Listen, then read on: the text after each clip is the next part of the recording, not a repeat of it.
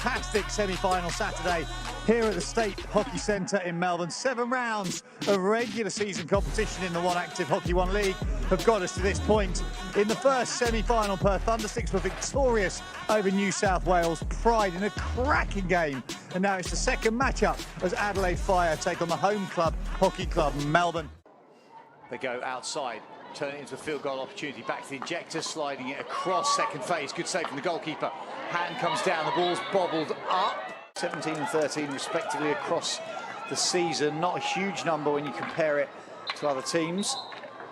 Lifted ball on the outside.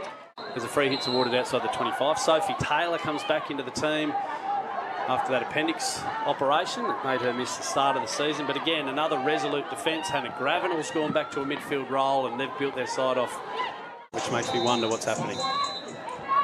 It is the second Castle in, drag through. That seemed to go a little bit high. Then the hit in is clean. It's not a clean hit, but there's a foot in the middle of that, and that'll be a reward. Same thing, but it's not a clean injection. Needs to go straight, and that's horrible. Poor execution, straight into the body in the middle of that. Margot van Geffen has worn it as she stepped out to deny that simple pass in. Right from the middle of the circle, you don't have a lot of room to move to the right-hand side as Greta Hayes gets turned over. Cotter into the circle. That is a brilliant mobile piece of defending, and then there's the foot in the circle to create the power. Drags all the way through it to that right-hand side. There's the fake drag in onto the slap. Well read by Margot van Geffen. Cotter gets the backhand shot in, to the goalkeeper. That'll go away. Margot van Geffen, you just see the little stick lift as she blocks that up on the baseline. On this first trap, it goes across the right-hand side. There's the touch and the strike. Such an easy read down that channel. They've got 3 players set in low positions because there is no real threat. Greiner just goes, thank you very much, I'm going to eat that up as you hit it straight at me. Yeah, if you're going to dish that up, you might as well just play for 2. Goes out to the top. It's a long, long way outside the circle. The roll in is poor. They've gone for the little deflection. Not a bad outcome in the end, but good defensive running. Real strength on the outside of that. The goalkeeper go head side. They have gone out to the dotted line. It opens up the opportunity for the set play, but going out wide to that left side takes too long. Counter-attack opportunity for Hockey Club Melbourne. She's going to have a big game if they're going to get up here.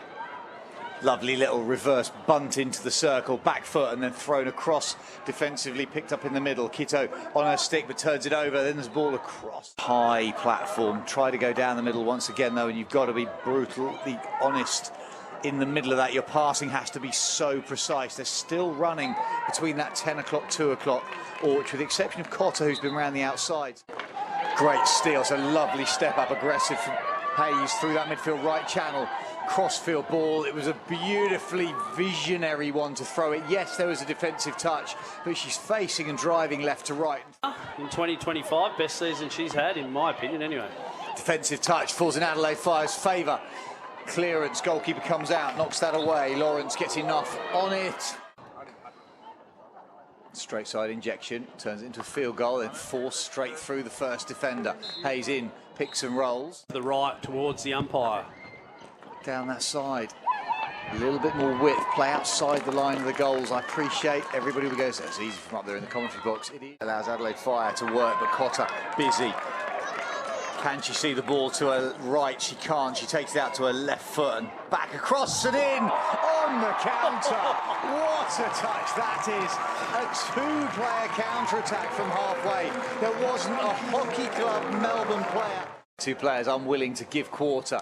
Lovely pick and roll and turn in off that wide angle. Great defensive step through in the end. Taylor coming back into it, makes a really good tackle. Press stepping up, the only outlet ball is to play in there. That's a dangerous ball in, turned over. Hayes works forward, right to left around the edge of the circle. Opportunity to pick and roll and play inside. Great defensive setup in that situation. Individual strength. Really nice outstretched run down that left-hand side from Utri. Utri just plays it. Support running, crabbing in down the baseline. Ball falls kindly. Free hit's already given. Out from Ashley Utri on the outside. Difficult ball to take. I would have loved her to hold her width. Olivia Downs turned inside as Utri gets on the end of this one again, but Barden, calm, composed. It's going to be a long corner with a player standing on the 25 just behind. In and through, there's the slide. It's gone straight down the middle, having talked up Alicia Power, how well she's done. Crossfield ball, brilliant. Back on Cotter, who wore out that 2-minute suspension, I think has come straight back on from the subs. So in the penalty step. For the majority of the season, Adelaide struggling to get any impetus as Cotter. Cotter into the bottom corner, what a finish that is. Cotter, one-on-one, into the top of the circle, threatens on the reverse, spins round, threatens the spin, in and through, good save. From Power, that'll come to nothing, and they'll jog out and away with a restart after an unsuccessful conversion attempt, so it just stays at 3. Nice, crisp, basic skills, and then Gravenel's pass. We'll get another look at that later on, but it was beautiful. Great carry from Wong into the circle, final tackle. And they go out to the 5, they take it off on that angle, they're in and they're slapping through. Oh my word, that is not going to make anybody's personal highlight reel, as Laura Barden just tries to play it in too hard, reaches for it. Sophie Taylor, battery 1, and Colasado, battery 2. Well, it's Sophie Taylor, there's a defensive touch on the way through that means that Power has to make the save. The ball will come up off the defenders. They're going to get it scrambled away, however. The outlet ball back to try and help. It's 7-on-3. Surely they can get an opportunity. Adelaide Fire go out. They're on the backhand. There's a shot across. There's the finish. What a finish it is. Laura Barden on the backhand. And finally, they find a routine, albeit against a defence that was only 3, not 4. Runs fairly straight, sets up, goes across the goalkeeper, spins around into the bottom corner. Sometimes when people do it, they make it look so easy. Big cheer squad on the hill as well for LB, former Hockey Club Melbourne player, former Hockey Roo as well. So Downs down the right-hand side, tries to take it in, does it really well off the right foot, tries to clip it across, then bustles her way in.